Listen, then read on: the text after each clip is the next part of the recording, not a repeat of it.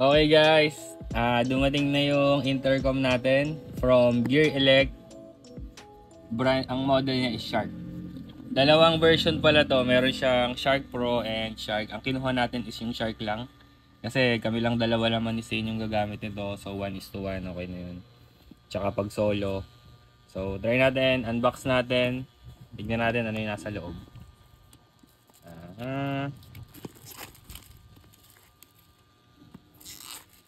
Grabe yung ano niya, oh, parang premium. Out of the box. Uy! Ito na siya, oh. Wow! Parang hindi siya cheap. Hindi halatang cheap yung ano. Mura lang to guys. Tapos ito na siya, yung buong body. Tapos, uy, mga accessory. Uy, meron pala tayo dito. Yung pwede nating palit-palitan yung ano niya, kulay niya. Ayan, oh, meron siyang gray. Meron ding red. So ito yan. Ito, pwedeng red, pwedeng gray. Ayan. Ano pa? Okay. Next is, okay, yung nakikita ko para siyang ano, velcro siya. Hindi ko alam yung pandikit. Ayan. Dami. Ito yung feeling ko para to dun sa headset ba yun? Yung para sa maririnig mo yung kausap mo. So if hindi intercom ready yung helmet nyo, pwede nyo siyang gamitin. May pagsasalpakan kayo nito dun sa helmet nyo. Next is, okay, dito tayo sa mount. Ito, feeling ko mount to. Yun, ito yung mount natin.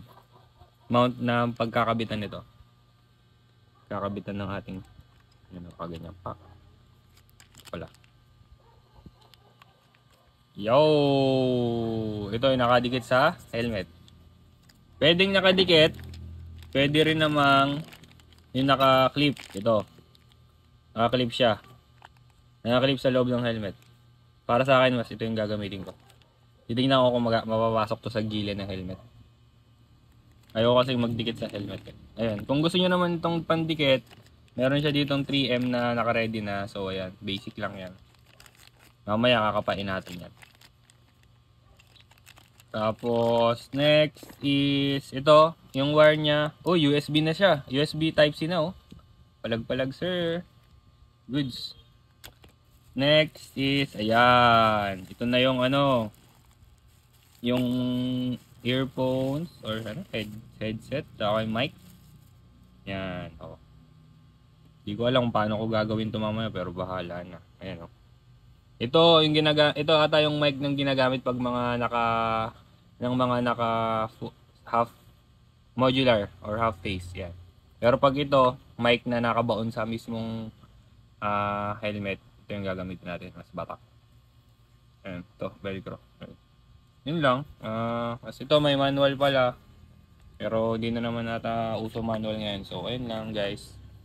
Okay guys, ito na yung installation part natin. Continuation ng unboxing. Shark Intercom by Gear Elect sa ating Gila Helmet GTS V2 Waragay back ride. I need to remove this cushion. Wow. Mas madaling tanggalin to kaysa sa Falcon. Oh, basic. So, ang haba ng ano niya, yung ganito.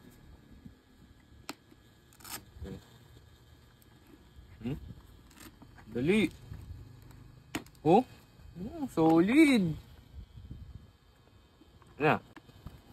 Nakita nyo yan? Yan. O kabilang side na yan, lalagyan natin yan ng ito. Velcro. Velcro ba to? Hindi ko alam kung velcro talaga to. Ito. Magkabila nito. Para dito natin ikakabit yung headset. Para magkakarinigan kayo ng back ride nyo or ng iba nyong kasama.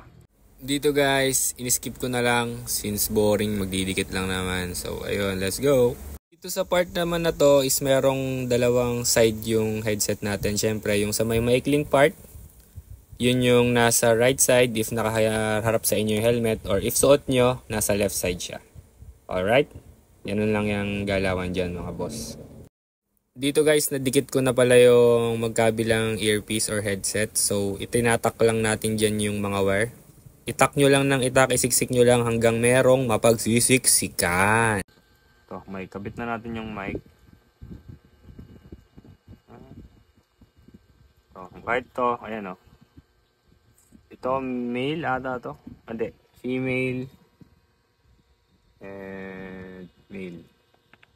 Pasok nyo lang yan kahit magkabaligtad dyan. Parehas naman yan. Female yung papasukan syempre.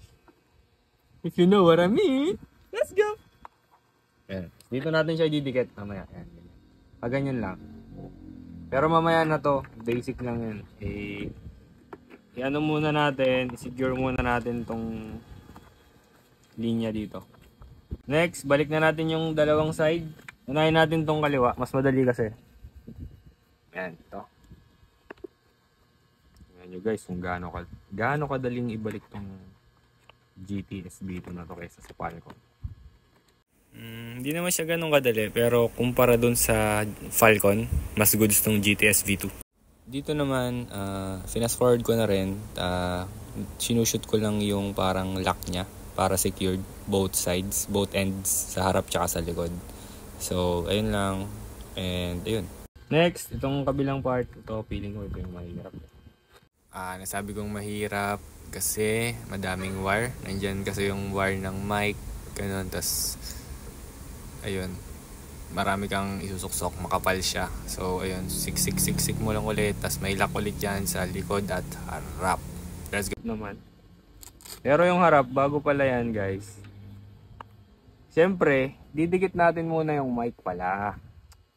Kalimutan na agad eh. Ito, itong mic na to, lagyan natin siya ng velcro. Maliit na velcro. Ito, patong nyo na agad yan. Pak, ayan na. Tapos, tanggalin yung 3M. Tanggalin ang 3M. Yan. Tapos, ipasok dito. Kahit dito na lang siguro. Lapit-lapit na. Para magkakarinigan talaga kami.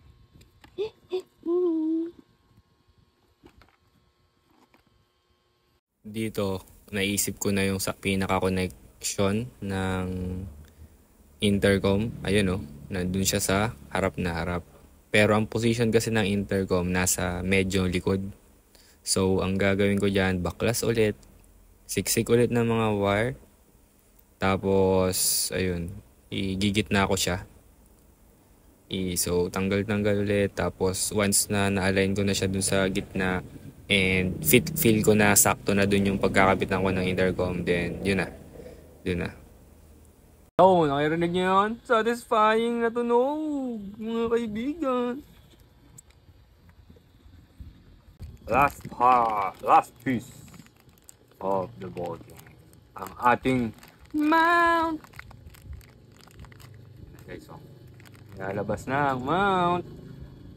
I-mount natin yan. Dito yan mga sir. Dito guys, kailangan yung luwagan yan. May screw yan. So para bumuka siya, kailangan yung luwagan. And then after that, higpitan nyo na. Let's go. Shit, sana may papasukan. Yun! Grabe! Mas masarap, mas madaling magkabit dito kaysa sa Falcon. Sheesh! Hindi na, pinahirapan tayo ng Falcon guys. Bale, ito nga palang GTS V2 na ito, kay Backride helmet to sa aking misis. Shoutout sa'yo. Sa kanya to, kasi couple helmet kami. Yung sa akin, yung Falcon, nakabit ko na kanina. So, where is it? It's time. It's time. Let's bolt in.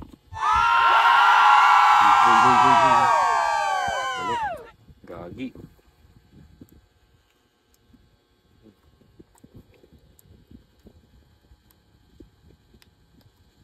Boom! Let's go!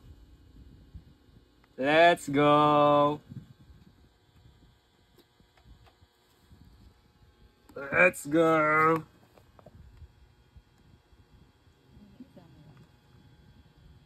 Let's go! Dalawa na ang Gear Elect Shark. Ito yung sinasabi ko kanina guys, yung Falcon. Ito yung sa akin. Napakahirap ikabit. Napakahirap. Ang hirap baklasin, ang hirap ibalik ng cushion. Pero itong sa ano, sa GTS V2, grabe, ang basic. Okay. Cut na natin yung video. So, bahala na kayo kung maganda setup niyan. Okay. Peace!